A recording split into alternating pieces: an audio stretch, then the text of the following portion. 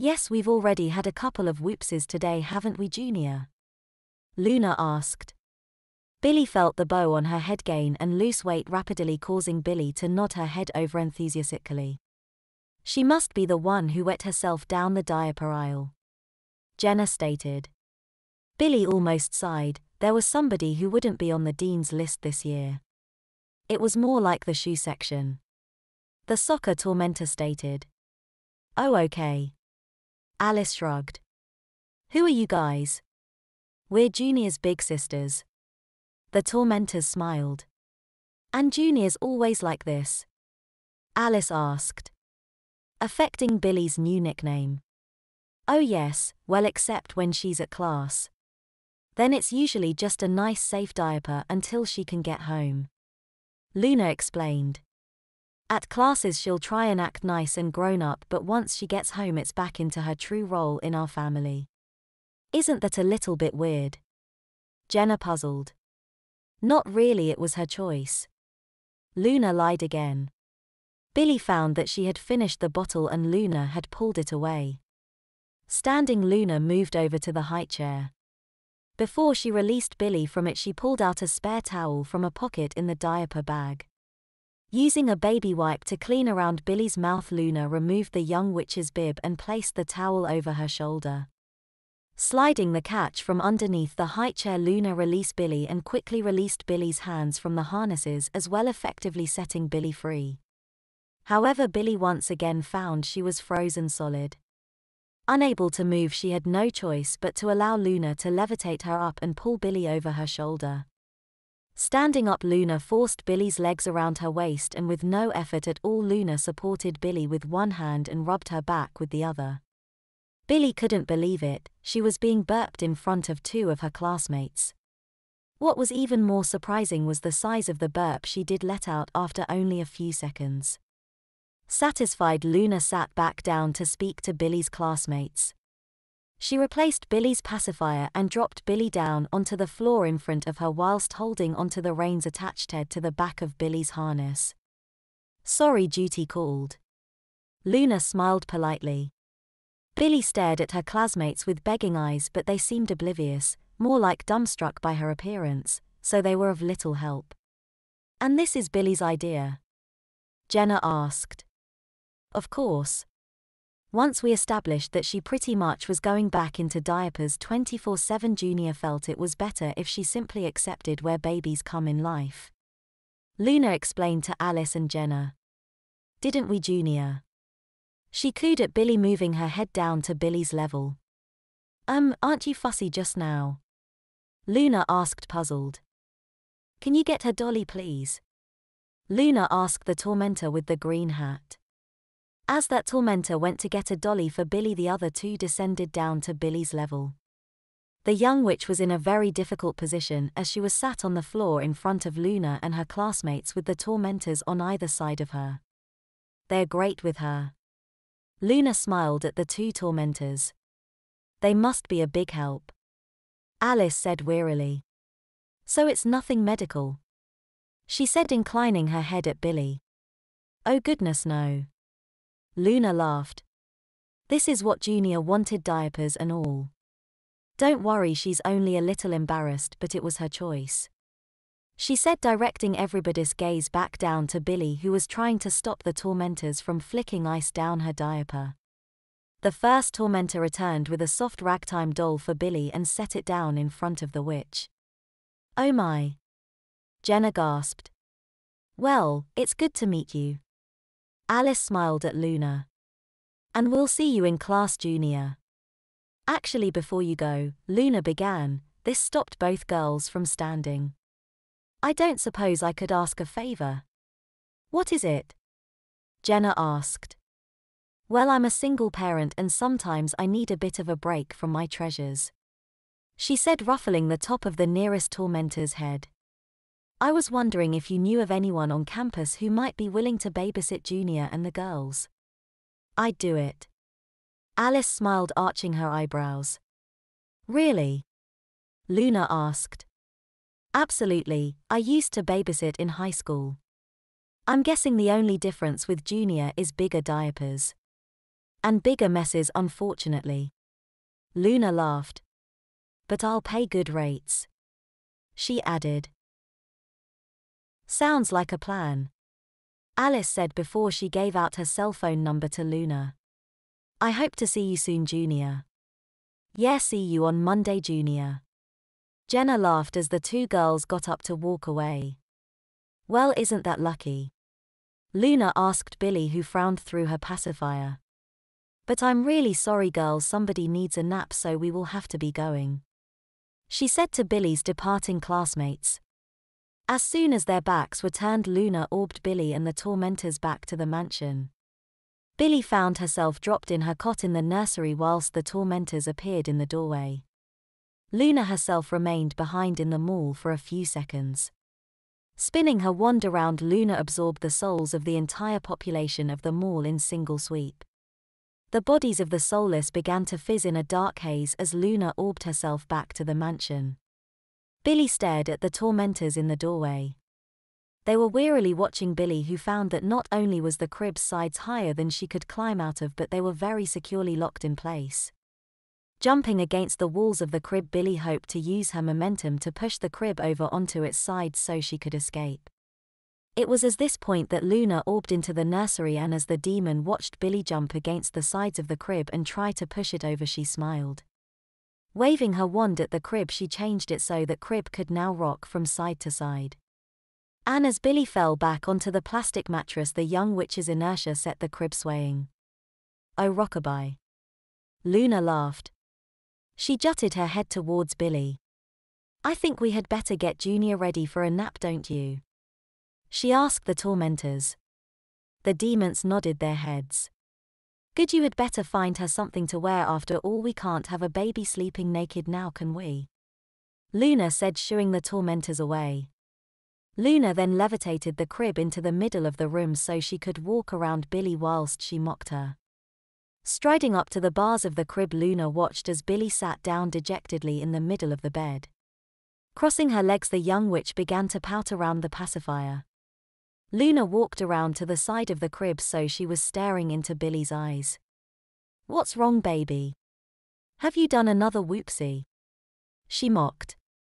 Billy just put her head down and prayed for some respite from Luna. Luna, however, had other ideas. Using her demon strength coupled with her stolen levitating powers, Luna grabbed the side of the crib and spun it with all her might. Billy found herself pinned to the mattress of the crib as she was spun 360 degrees. The spin continued at the same speed as Luna kept the friction off of the bearing with her levitating powers. Soon Billy began to feel dizzy and disorientated. As Luna then began to increase the speed of the rotation of the crib, Billy's vision began to narrow and she began to black out. Feeling very weak, suddenly the rotation slowed and Billy found herself sliding along on her stomach as the centrifugal force kept her mostly supported to the crib's plastic mattress. However, once the crib reached the top of its arc, Billy found herself dropping away from the crib. Falling face first, Billy thought that at least she'd be out of the crib, only to find herself slapping harshly against the plastic of the crib as it rotated to quickly catch the young witch before spinning her around again. Billy was spun and dropped 4 more times by the crib before Luna finally stopped it. Looking up at the demon, her face red, hair a mess and looking disheveled, Billy sneered at Luna. Standing up on jelly legs, she walked over to the edge of the crib where Luna was standing and attempted to kick out the demon. Luna didn't even look disinterested as she froze Billy's leg in place. Arching her eyebrow at the witch, Luna motioned for Billy's other leg to lift and sent the young witch onto her back. From lying facing the lighting fixture, Billy found herself orbed over Luna's lap. Billy's upper torso was frozen solid, but the demon left her legs able to kick, even if Billy herself couldn't move. Pulling the young witch's skirt up and exposing her diaper, Luna affected disappointed. You will not grow up to be a violent little girl, Luna said sadly. I'm afraid there's only one thing I can do to straighten you out. She grinned wickedly as she removed Billy's pacifier and pulled down the witch's diaper. Billy just remained where she was, trembling. The demon had her completely at her mercy and with her strength could easily end her life. However, she was toying with her, and the more she did, the more helpless and alone Billy felt. She, of course, had no idea that Luna was amplifying these emotions, but there was still a small part of Billy that felt like this anyway. Luna absent-mindedly tapped her hand against Billy's exposed rump as she waited for her audience to return. Of course, like everything in life, the time of wait only served to increase Billy's emotions. She was nearly hysterical by the time the tormentors finally returned with a couple of hideous-footed sleepers. "Now girls, Junior here has been naughty," Luna patronized. Like many when speaking to children, Luna was using words that were more immature, as if Billy couldn't understand the concepts of good and bad yet. "It's not good to be naughty. This is what happens," Luna said as she brought her palm down against Billy's rear. Billy had thought that Luna might have built up to her strokes, but evidently she was wrong. The first slap left a stinging welt on her rump and brought tears to her eyes. Looking up at Luna, the demon simply gave a minute shrug. Then she brought her hand down a second time. Although this was done with the same force as the first, Billy still arched her neck, willing her body to move away from the pain, but finding herself still frozen to the spot. The with kicked her legs about to try and rid herself of the stinging sensation, but was only rewarded with a third and fourth smack that followed in quick succession. By the time Luna had brought her hand down a fifth time, the tears were flowing freely down Billy's cheeks. "Look, the little baby is crying," one of the tormentors mocked. "I bet she wishes she had her Parky now," another said as the sixth smack rained down on Billy. "She'll be bawling in no time and wishing for a soft spongy diaper," the last giggled when the seventh swat hit home. Billy bit her bottom lip to stop herself from crying out as Luna slapped her backside an eighth time. By the ninth she had drawn blood but hadn't cried out, much to the chagrin of the watching tormentors. The 10th and final stroke left Billy humiliated and sore. Luna turned Billy around as if she weighed nothing and pulled her diaper back over her bruised rump. Ripping off the red dress and bow Billy had been forced into, she held the young witch under the shoulders on her knee. "Have you learned your lesson?" Luna asked Billy. The young witch could see she wasn't beaten for the moment, so nodded her head. "Well, say thank you so I know there are no hard feelings," Luna pressed. "Thank you," Billy bit out. "That's good, that's how a nice young lady should ask. None of this bratty nonsense from you," Luna said, extending her arms out for a hug. "No," Billy said quietly. She had no intention of hugging the demon. Luna simply raised her hand to Billy's side and extended her palm. Her meaning was clear. Swallowing, Billy leaned into a hug. "Would one of you please get Junior another diaper?" Luna asked sweetly, releasing Billy. "Why, she hasn't filled that one yet." The tormentor in black and white giggled as she grabbed the puffy white garment. "Of course she hasn't, but I think somebody might need a bit of padding downstairs," Luna emphasized, drawing the overlarge diaper around Billy and patting her bottom. "Now did you get some plastic panties? I don't want Junior to leak all over her sheets," Luna asked, lifting Billy by both shoulders and dangling the witch over her head. "Do I?" "No, I don't," she mocked. Billy for a moment considered spitting in the face of the demon, but her sore rear quashed those urges. "Here they are." The soccer tormentor rushed, handing Luna a pair of bright yellow plastic panties. The panties looked, to Billy anyway, remarkably plain. They were a dull yellow color and had elasticized cuffs and waist, but other than she could see no patterns or any other types of frills. "Thank you," Luna smiled, drawing the panties up Billy's shapely legs and over the top of her padded rear. She set Billy down onto the floor and Billy winced as she touched the floor. "Now what did you find for Junior to wear?" "We got this. It's special." The tormentor with the green hat smiled, holding up an oversized purple-footed sleeper. Billy at once understood why the plastic panties had been so minimalistic. This sleeper was beyond an eyesore. It was a riot of colors and angles and would drown Billy's shapely form, which Billy suspected was the point. Luna took hold of Billy's hands and removed the mittens she was wearing. Billy, however, was wary if the magic in them was truly gone after what happened in the mall with the pacifier, as even though she couldn't hit herself as hard as Luna could, Billy was afraid to try it just now. Even with her hands free, Billy was too timid to fight back just now and allowed her feet to be stepped into the sleeper. Even as it was drawn up her body, Billy could tell the sleeper was horrendous in so many ways. The feet attached were different in colors, her left blue and right red, which were then capped by an overhanging frill, this a lime green. The purple sleeper body then hung loosely around her knees until around her diaper, where it was drawn in tightly, accentuating her diaper bulge. The crotch also had buttons to allow for quick diaper changes, and each button was an off-putting brown color that was tied to the sleeper by thick orange thread. Billy shuddered as she felt the sleeper's zipper being drawn up her back. The sleeper was again very loose around Billy's chest and torso, make her figure completely neutral, and its garish purple was offset by thick black piping in vertical stripes. Billy's arms were gently forced down the sleeves, where the purple arms continued down to rust red cuffs that were large and frilly but went to become very tight at her wrists. Around Billy's neck, the sleeper's collar, which extended out past her shoulders and down to her breastbone, was a putrid yellow but was so light that a slight movement would send it up to reveal its pink underside. Billy stared down at what she had been reduced to as the tormentors backed away to admire their handiwork.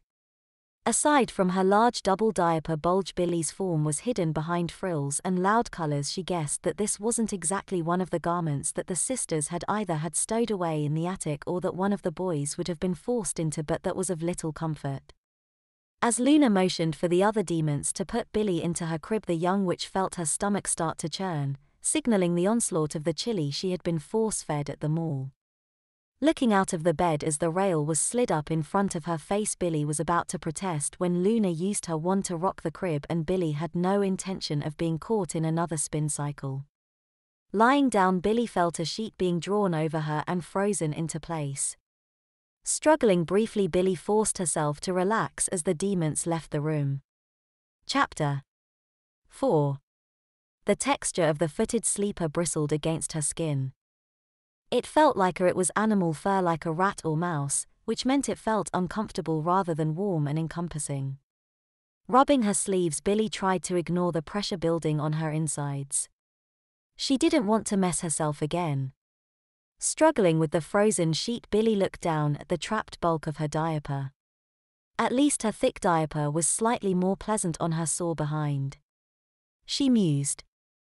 Looking at her hands now free from the mittens, Billy wondered if she could actually use some of her magic. Unlike Paige, she couldn't just orb out of here or just blow them up like Piper. Even Phoebe could have levitated the sheet off of herself and then escaped out of the crib, but Billy was stuck. Pouting, Billy was spurned into action as her stomach rumbled. Shaking off her torpor, Billy summoned a small lightning spell. Her fingers fizzed momentarily before the spell failed to ignite in its radiance. Billy chewed her lip as she wondered what had gone wrong. Trying again, Billy pulsed more power into the spell and was rewarded as the electricity discharged from her hand. The spell began to fly from the young witch, lighting the room in an electric blue flash. However, the spell didn't arc away from her body as planned. Billy watched as the back of the bolt appeared to catch the front just above Billy's head. The spell then burst in a shower of golden dust that fell on Billy's head. Trying to shield her face with her hands, Billy found herself inhaling some of the dust. It began to stick to her eyebrows and lashes, and Billy began to feel really weak. Shaking her head to try and wake herself up, Billy raised her arms in an effort to try and keep herself awake. It was to no avail though, as Billy felt her eyelids grow heavier as she watched as the golden yellow dust settled on her body. Billy already felt like she was in dreamland. Luna orbed into the nursery as soon as she could feel Billy drifting off. Pointing the wand at the young witch, Luna watched as Billy's image began to appear in the confines of her crystal wand. Unlike the charmed ones, however, Billy's body didn't disappear. Instead, Luna moved her hands over the wand and placed them above the crystal. Dangling her fingers as if she was controlling a puppet, a world began to form around Billy's image. At first there was darkness. Then a blinding white light caused Billy to shield her eyes. "I'm not in Kansas anymore," Billy thought dryly. As the light began to subside and shift, Billy found herself standing on wooden plank above the ocean. For as far as she could see, the plank stretched out in front and behind her. It didn't appear to be supported by anything and was no wider than Billy's shoulders. Rubbing her hands to her biceps, Billy felt the uncomfortable sleeper was gone. Staring down at her appearance, Billy found that she was wearing a ripped linen shirt that had long sleeves that fell about her fingers. Lifting up the shirt, Billy found that her diapers were gone. Well, almost. They had been replaced by bright and colorful Little Mermaid Little Swimmer. Dropping the shirt down back over the swim diaper, Billy brought her hands up to her head. Her hair felt stringy and unwashed, her skin grimy and unclean, and her bare feet felt like they had been caked in mud. The plank began to shake as Billy heard mutterings coming from behind her. Looking over her shoulder, Billy saw tormentors in their black oily form approaching her. Not wanting to find out why, Billy took a couple of steps away. The plank began to shake more violently as Billy stepped, and the young witch had to carefully tread to avoid bumping herself into the water. Billy wasn't sure why, but she felt that falling into the water would be a very bad idea.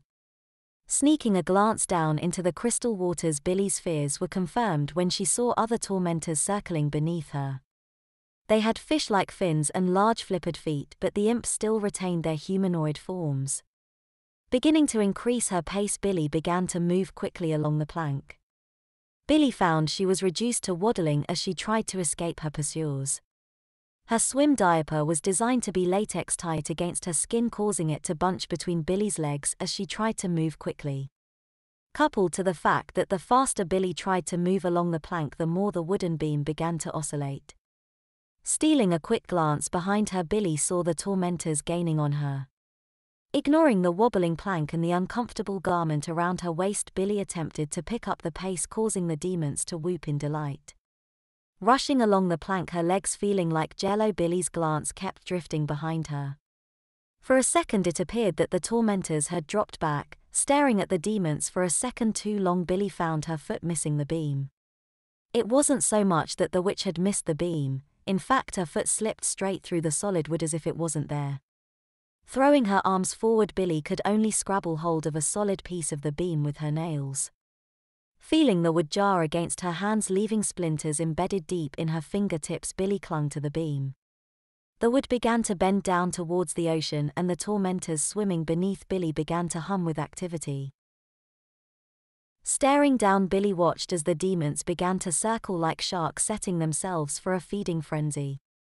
As the first demon leaped from the water, aiming itself at Billy, the young witch swung her legs up and wrapped them around the solid beam. The tormentor missed by inches. Billy was sure she could actually feel its breath the backs of her legs. With no time to react, a second tormentor jumped at Billy's hanging form. There was no way for the young witch to avoid the demon, and Billy tensed her body, biting her fingers deep into the plank. Unfortunately for Billy, even though she couldn't avoid the tormentor, she still had to watch as the demon flew through the air towards her hanging diaper. Tensing her body, Billy felt the tormentor hit her.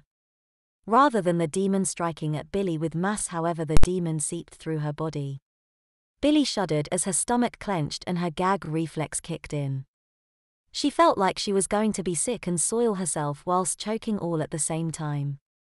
Managing to gain control on her convulsing insides, Billy prevented herself from doing any of those things as she tried to swing herself around and back up onto the skyward side of the beam. Pulling her leg over the beam, Billy began to slide her body around. Whilst her vision was obscured by the wooden plank, a third tormentor flew at Billy. Billy felt her insides clench again, but as she was in the middle of trying to pull herself around, Billy wasn't as quick to reassert her control over her tensing body, and she felt herself wetting her diaper slightly.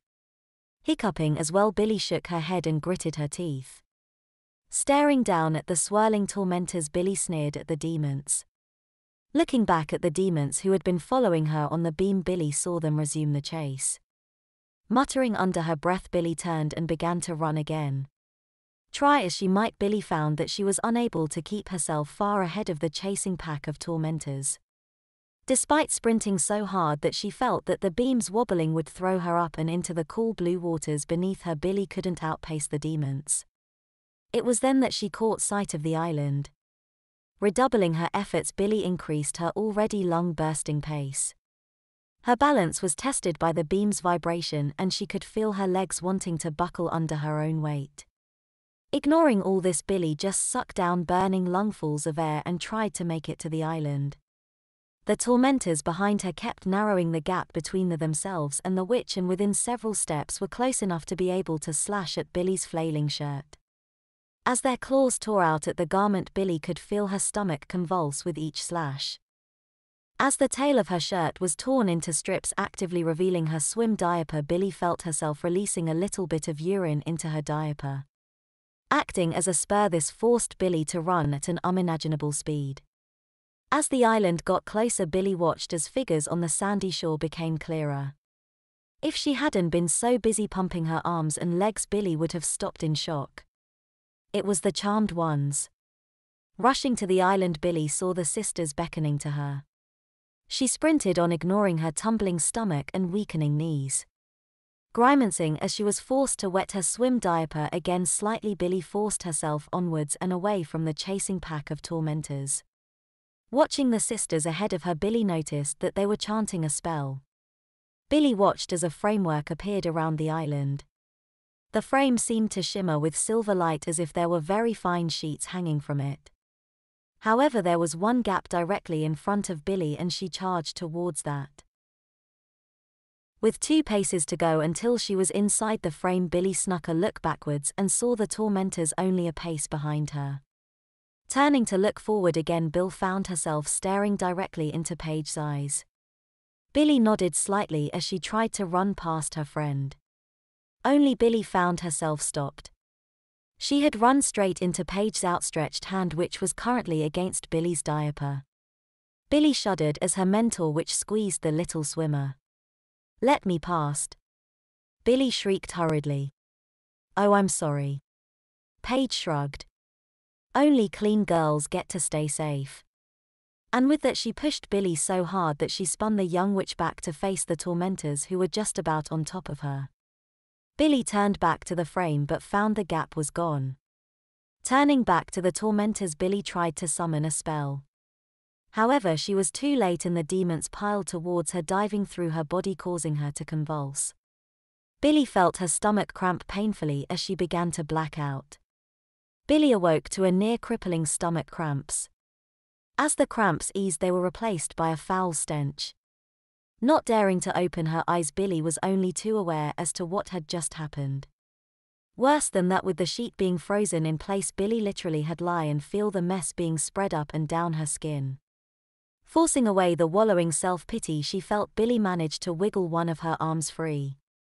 Conjuring a tiny lightning spell that sat on the edge of her finger, Billy burnt through the sheet that was holding her in place. Peeling herself away from the plastic sheet, Billy sat up on her knees with her diaper sagging beneath her. She regarded her surroundings. Effectively, she was trapped by the crib, and although she could cast some spells, it appeared that anything too powerful would result in that yellow sleep dust being released again. Billy touched her hand gently to her rear of her sleeper. And she didn't want that to happen again. Moving gingerly to the bars of the crib, Billy felt the bed shift with her weight. Hanging onto the bars, Billy felt along them looking for the latch. Finding it just at her fingertips, Billy gently tried to work it loose. Finding it stuck, Billy zapped a lightning spell at the latch. As the bars of the crib descended, Billy began to feel really woozy as the sleep dust blew past her face. Shaking it off, Billy tried to stand and walk to the door. Finding her knees weak, Billy resigned herself to crawling until the dust wore off. Pulling open the door to the nursery, Billy very carefully snuck out onto the landing. Looking up to the next floor for the attic, Billy caught sight of the soccer-shirted tormentor sitting on the stairs waiting for Billy. Billy briefly considered using the element of surprise and her magic to blow the imp away and charge up to the Book of Shadows. However, the more than likely din of a magical battle would alert Luna, and Billy didn't want that. Looking instead to the front door, Billy's musing were cut short as the tormentor in the black and white began to move up the stairs towards Billy. Sliding back along the wall, Billy eased herself from the nursery doorframe to the next room along Piper's. Obviously, as the boy's mother, she would want to be near the nursery in case anything was to go wrong, so Billy decided against hiding in this room because of two reasons. The first was that this was the most likely for Luna to be in, and more importantly, there was a significantly lower chance of this room containing any potions with which Billy could use against the demons. Moving instead to the last room on the same side of the stairs, Billy snuck quickly into Phoebe's room before the tormentor reached eye level with the landing. Carefully and quietly closing the door, Billy turned and faced the room. She nearly yelped when she saw the napping form of the green-hatted tormentor. It was lying up in bed with the hat pulled low of its face, and its chest was rhythmically rising and falling. Billy shuddered slightly, and if she had indeed needed diapers, Billy thought dryly, she would probably have wet them a little. As her thoughts once again turned to her diapers, Billy rubbed her hand against the soiled undergarment sagging around her waist, and she was filled with disgust and revile. Staring around the room, Billy saw that on the dresser halfway between herself and the tormentor there were some potions. Of course, Billy didn't know exactly what was in them, but Phoebe was usually smart enough to label them with their constituent parts, so Billy would at least know if they would be effective against the demons or not. Billy eased forward. She hadn't tried standing up when she entered the room, and she was afraid to now. Pushing herself out quietly on her belly, Billy felt for any loose or creaking floorboards as she gingerly pulled herself towards the dresser. Upon reaching the old-fashioned wooden vanity, Billy rose up onto her knees and reached for the first potion. As Billy made to grab at the small glass vial, a green blur whizzed past the tips of her fingers, actually shaving off a portion of one of her elongated fingernails. The blur then arced back away from Billy, who trained her eyes on it as it slammed into the doorframe, effectively sealing the door shut. As it spun to rest, Billy saw that it was the green hat from the tormentor. Turning to face the demon, Billy's hands felt for a potion vial but found them all shattered by the spinning hat. "I think you're a little young for makeup." The tormentor smiled as another green hat appeared on her head. "But it's a good job you're here, because I can smell that one of us is in a dirty diaper." The demon mocked, moving her hands to the bedspread. "What do you think, Mr. Hoppy?" the imp asked a rabbit's soft toy. "Go get the dirty diaper," the tormentor stressed, hurling the soft toy at Billy. As Billy ducked out of the way of the speeding soft toy, she found herself being pounced upon by the tormentor. As the toy hit the wall, the impact dropped two pictures from the wall and left a sizable hole in the wall behind. Using its demon strength, the tormentor quickly overpowered Billy and held the young witch's hands behind her back. Frog marching the Billy to the door, the tormentor safely yanked Billy's hands backwards, causing her land on her full diapers, spreading the mess further.